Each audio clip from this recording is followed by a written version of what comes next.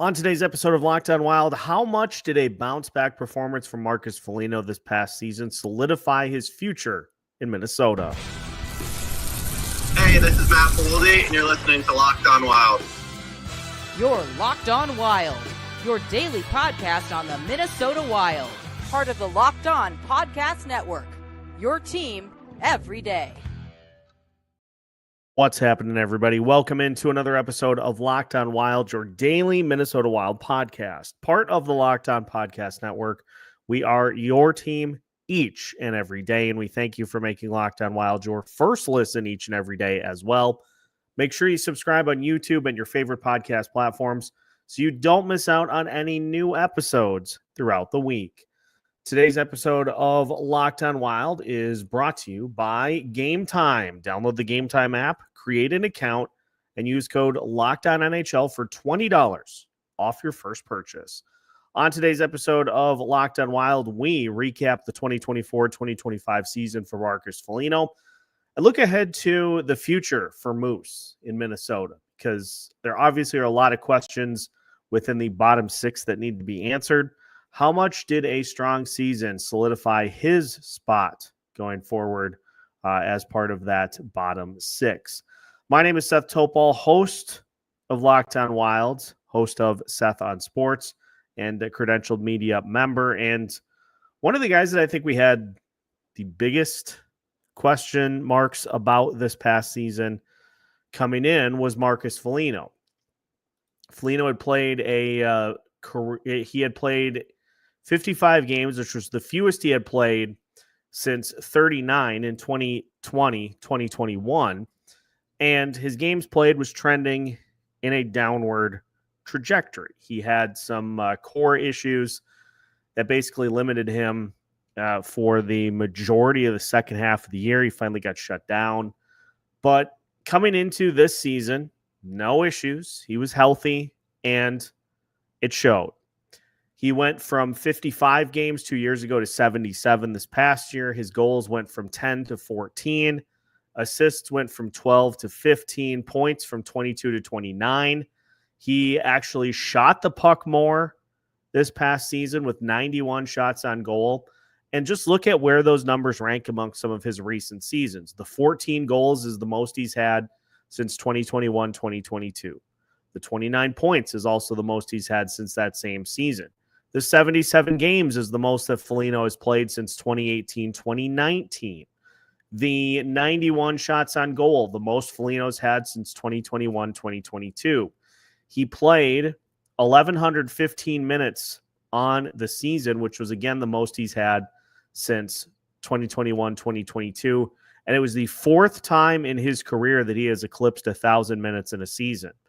He had the same average time on ice that he did last year, 14 minutes, 29 seconds per night.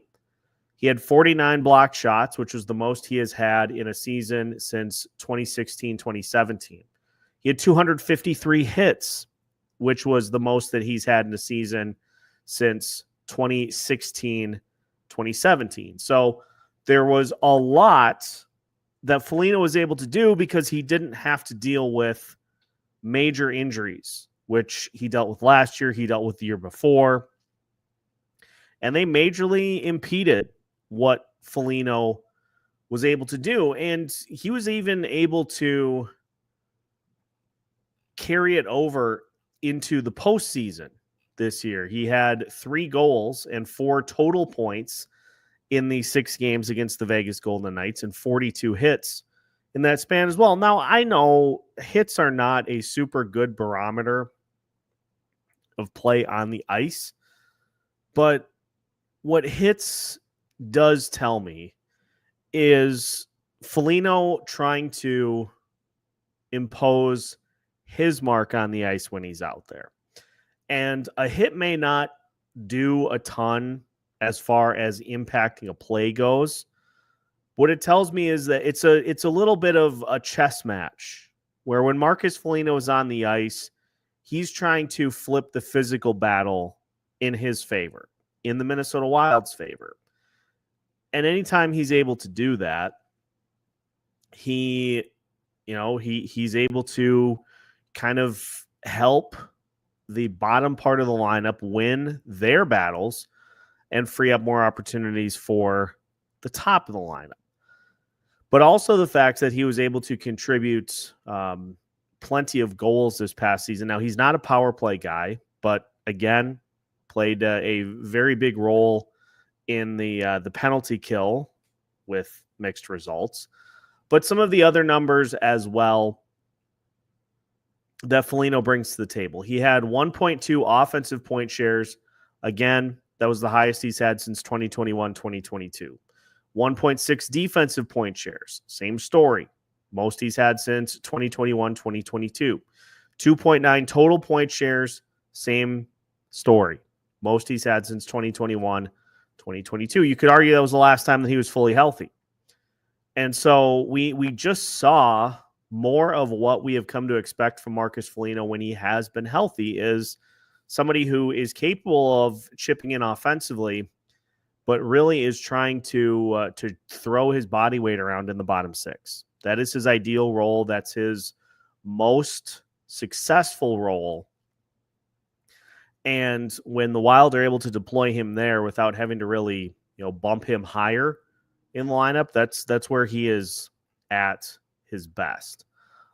Just looking at the context as to where Foligno's numbers stack up against other Minnesota Wild players before we look at some of the more deep dive analytics that he brings to the table as well.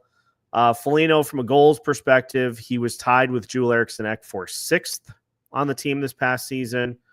Basically, he tied Joel Eriksson in every category.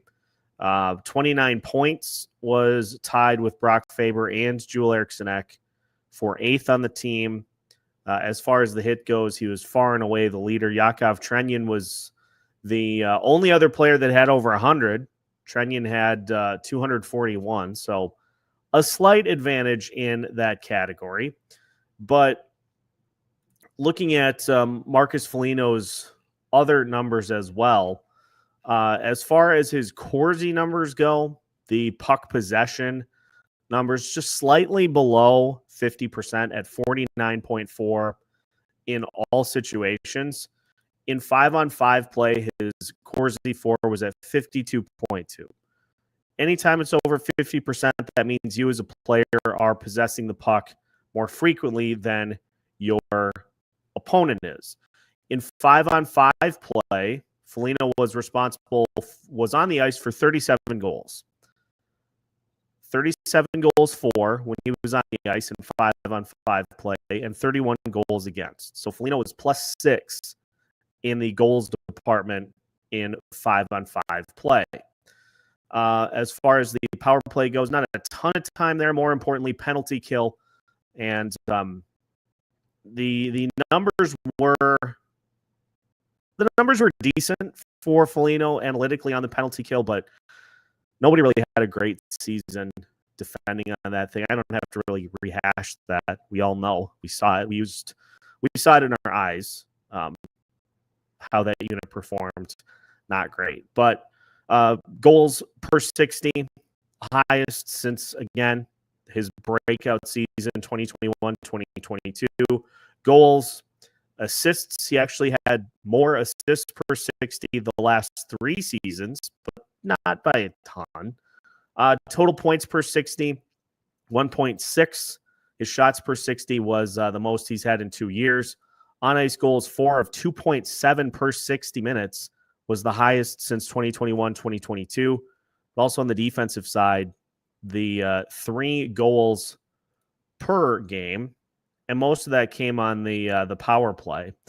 On-ice goals against in 5-on-5 play, just 2, which is Foligno always brings great defense in 5-on-5. So those low numbers in goals against, Corsi numbers very solid. Just overall, a very solid season for Marcus Foligno. And it's interesting because something that we have talked about a few times, so the everydayers, they're nodding in agreement here, is it's ironic because it felt like the Yakov Trenin signing was a little bit of Foligno injury insurance. and then you didn't end up needing it because Foligno was fully healthy and he was able to contribute in a major way this season. We'll talk more about that as the show unfolds, but all in all, a very nice bounce back campaign for Marcus Foligno. He's one of the vocal leaders of this team. Talks to the media quite often, and he is the one that tries to turn the tide when he's on the ice, tries to get the crowd behind the Wild when he's out there. He really is an energy and intensity type player, which is something that this Minnesota Wild roster certainly feeds off of and needs. So great bounce back performance for Marcus Foligno. How did it grade out, though? We'll go through our grading rubric and look at how things played out for Foligno as we continue today's episode of Locked on Wild after this. Today's episode of Locked on Wild is brought to you by Game Time. Have you ever decided at the last minute to head to a ball game with friends or family? Maybe it's game day and you suddenly realize you want to be in the stands. That's exactly where Game Time comes in. It's the easiest way to grab last-minute tickets without the stress. With the money you save on tickets, you can splurge on food, drinks, merch, or even a bigger group to come with you. Game Time makes it possible. Game Time makes buying tickets fast and simple. Prices on the app actually drop the closer you get to first pitch, and they've got incredible last-minute deals, clear seat views, and a lowest price guarantee that takes the worry out of buying. Game Time now also offers panoramic seat views. Who's been in the situation where you buy tickets and you get to your seat and you can't see anything? The worst feeling imaginable. So Game Time took care of it. You can see what you'll see from your seat before you buy the tickets. So take the guesswork out of buying tickets with Game Time. Download the Game Time app, create an account, and use code LOCKEDONNHL for $20 off your first purchase. Terms apply. Again, create an account and redeem code LOCKEDONNHL for $20 off. Download the Game Time app today. Last minute tickets, lowest price, guaranteed. Welcome back to today's episode of Locked on Wild. Once again, we thank you for making Locked on Wild your first listen each and every day. Make sure to like and subscribe on YouTube so you don't miss out on any new episodes throughout the week. We also appreciate those that tune in audio-wise on either Apple or Spotify or any of the other podcast platforms. We appreciate having you along for the ride, and we look forward to making our way now towards 3,600 YouTube subscribers. Want to mention as well, I touched on this a little bit yesterday, but I have received Denny's blessing to mention this. We are going to do a show on Sunday, and you will definitely want to tune in for this one because it is going to be Denny's last show on Sunday. Now, that doesn't mean that the Sunday shows are going to go away completely. We'll kind of put a plan together for that as we go forward, but it is going to be Denny's last show. He has been dealing with some health issues that we have discussed here, and just it's getting to be too much to put shows together on a week by week basis. So we'll share more about that on Sunday. So make sure to tune in at noon right here on Locked on Wild on YouTube, and make sure put it down on your calendar so you don't miss out. Noon on Sunday. Let's take a look at our grading rubric for Marcus Foligno for the 2024-2025 season. So here's how Foligno graded out for this year. Our first category is games played and availability. Because as we've mentioned, availability is a skill, especially if you are able to get close to 82 games. And Foligno missed 5. He played 77 out of 82. He played the entirety of the postseason, which was a great return to form from what we've seen over the last couple of years. So Foligno gets the full 20 points 20 out of 20. Gets the full 20 points for 77 games played. Now, on ice impact, stats and context, a mix of traditional stats and analytics. For forwards, Foligno ended up with 29 points in 77 games, which was 0.37 points per game. So that slots in between 0.3 and 0.49 points per game, which is 5 out of 15. As far as the analytics side goes, we are going to give Foligno 15 on the defensive side.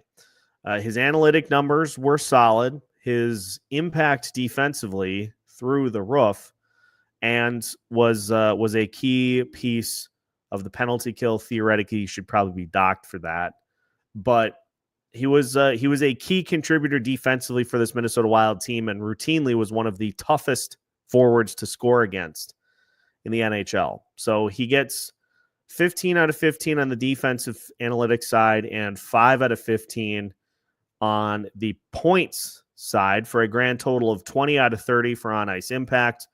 Importance to the team, consistent middle six or special teams ace is the category that he falls into, but 10 out of 20 doesn't feel right here. So I'm actually going to make a judgment call, and I'm going to go 15 out of 20 for importance to the team and his role, because he is a consistent, steady bottom six contributor, but he also brings a lot of other things, the presence, the leadership angle. He brings a lot of that, so he's getting 15 out of 20 there. Consistency and clutch. 3 goals in 6 games in the playoffs, and he was throwing his body around like crazy.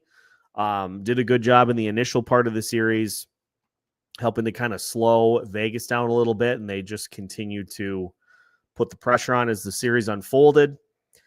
So Foligno's getting a 13 out of 15 here, because you look at your list, Kirill Kaprizov and Matt Boldy doing their things in the playoffs. They had just monster series, and you then turn to, well, who stepped up next? Ryan Hartman had a great series.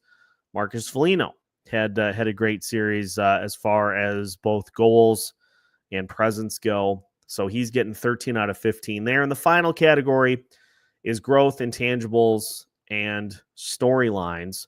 Foligno maintained the area that I felt just really summed it up pretty succinctly. Maintained expectations, steady veteran presence. It wasn't a breakout season for Foligno or a major step forward. He definitely hit the expectations that we had for him this year, albeit slightly exceeding them. But it's just a lot of what we have come to expect from Foligno. Just a solid year for Moose, and a nice return. He's one of those guys that, it's not fun to see him try to gut through different things that he has over the last couple of years. So having him be able to just get back to playing his style and being able to do so freely without, major hindrances was a good thing. So he gets 77 out of 100, which I should mention our grading scale goes as follows. 100 to 90 points is an A+, franchise cornerstone. 89 to 80 is an A, elite and reliable. 79 to 70 is a B, key contributor. 69 to 60 is a C, solid but replaceable. 59 to 50 is a D, depth piece / disappointment. And below 50 is an F, needs a reset. I actually had a class that graded this way. I had a class 2 where a 93 was a B. So grading scales really are in the eye of the beholder. But I think that is a perfect spot for Marcus Foligno. Key contributor. He's a key vet for this team, but he backed it up. He had a solid season. He brought offensive production. He brought defensive production. He brought physical play. He really brought the whole package to the Minnesota Wild this season. And so he gets the 77 out of 100. Let us know in the comments how you feel that grading scale works for Marcus Foligno for this season. When we come back, we are going to take a look at the future because obviously there are a lot of questions in the bottom six that need to be answered from a roster standpoint. So we'll talk a little bit about how Foligno fits into all of that. We'll also take a look at where he slots into the lineup as of right now. Is he going to be playing a fourth line role for this team this year? Is he going to be playing a third line role? We'll take a look at the options and we'll find out as we finish today's episode of Locked On Wild after this.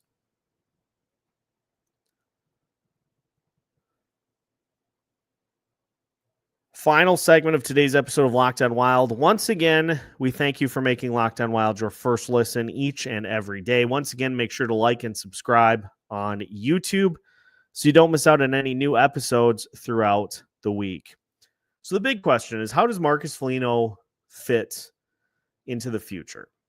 Well, if you look at Foligno's contract, for one, he has 2 more seasons after this with a $4 million cap hit per year. He has a no movement clause this season, but he has a 15-team no trade list in the 2 seasons after it. So 2025, 2026, it seems pretty likely he'll be here. After that, it remains to be seen. But let's also consider what is going to be coming off of the roster. Marcus Johansson will be an unrestricted free agent. Matt Zuccarello will be an unrestricted free agent. He has been kind of talking about this. This might be the last go around. So there's a possibility that he hangs it up. He may elect to come back for another year. We don't really know. Vladimir Tarasenko will be off the roster as well. So there will be room to fill in the top 6. And we have talked about this quite a bit. We'll talk about it more as we go. If everything goes according to plan, you will have Kirill Kaprizov locked up. There's been so much speculation about where that situation is at with Kaprizov. I think I'm going to just save it, and Alex and I are going to talk about it on Monday. But my 2 cents right now, I wouldn't want to sign a contract if I was on vacation either. So we'll dive more deeply into it come next week, but I just have seen every level of concern ranging from 10 out of 10 to 0 out of 10.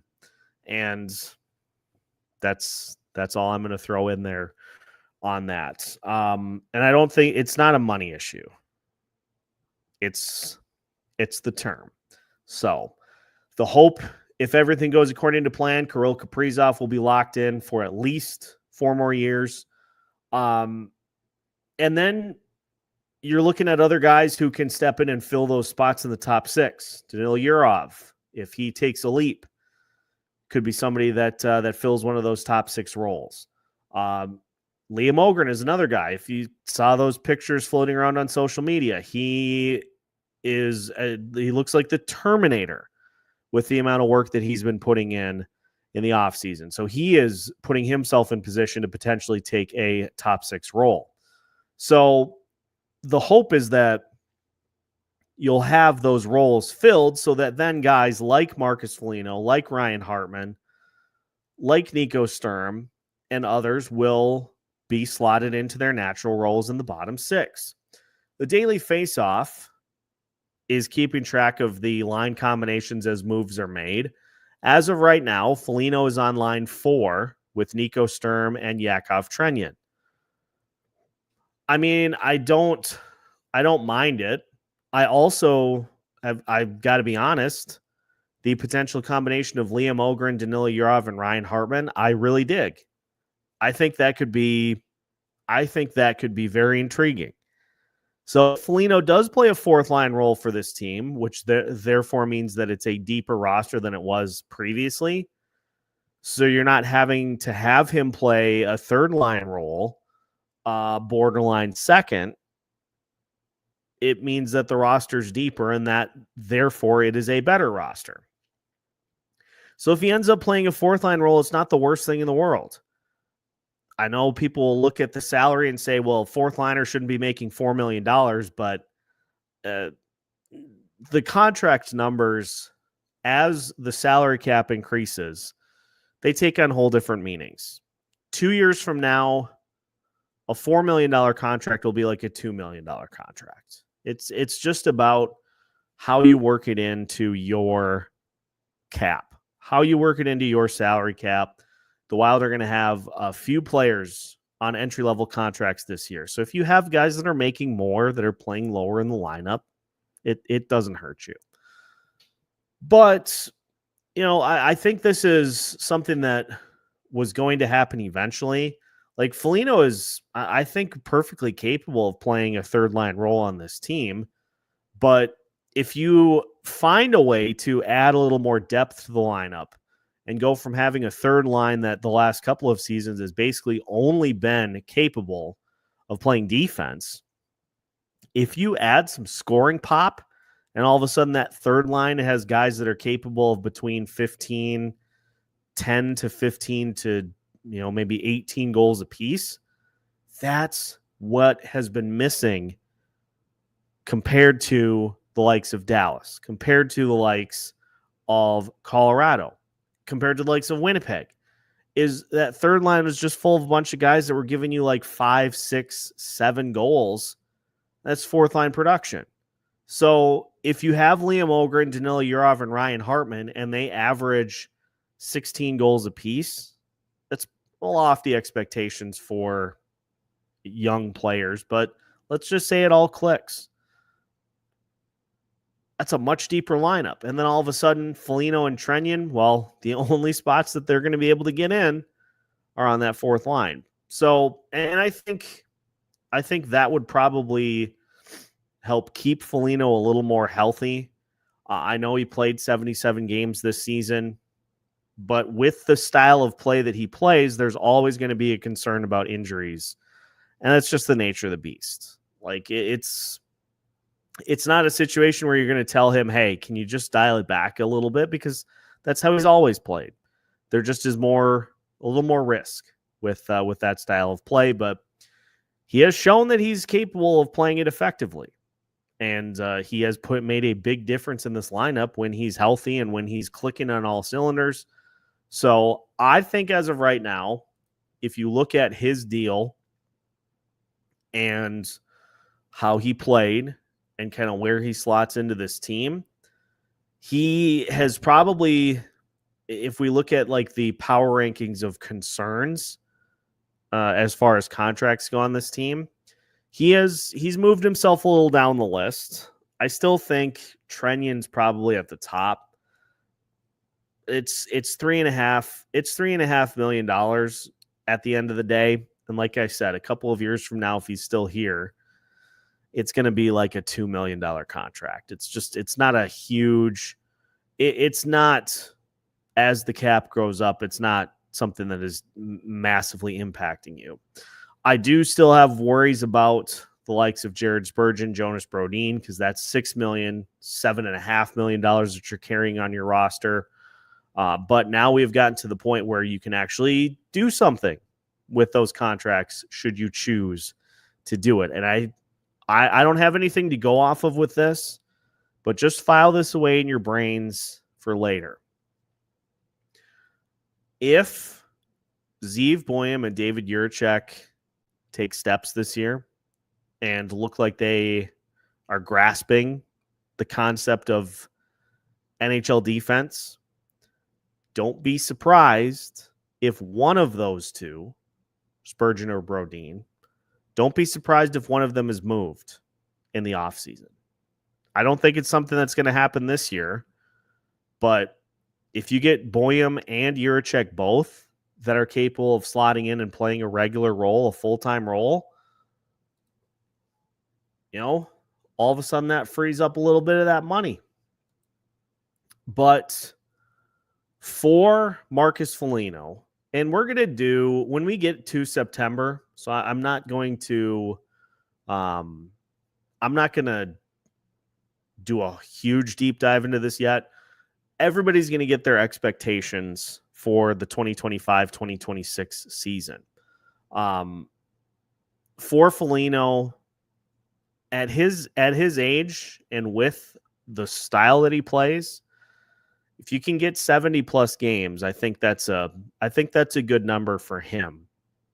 But it will be very interesting to see if he is coming into the season in a fourth line role or if he still is penciled into a third, considering who's coming in and who is expected to be on this roster before opening day. And I will just say as well, Pat Micheletti on Twitter, we were talking a little bit after the Liam Öhgren workout photo made the rounds, and I was coming up with funny nicknames for Liam Öhgren because of how in shape he looked.